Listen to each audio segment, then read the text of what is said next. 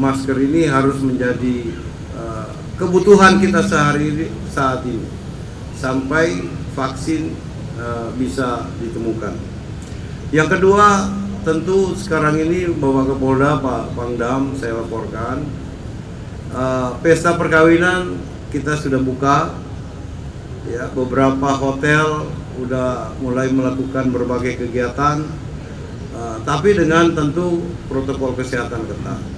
Kenapa pesta perkawinan ini kita coba buka? Karena saya pikir penyelenggaraan perkawinan di hotel jauh lebih mudah kita kontrol dibanding dilaksanakan di rumah.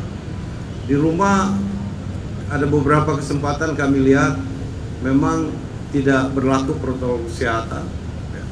Nah, dengan penyelenggaraan di hotel, ya tentu hotel ini punya tanggung jawab besar untuk menyiapkan berbagai infrastruktur untuk mendukung protokol kesehatan.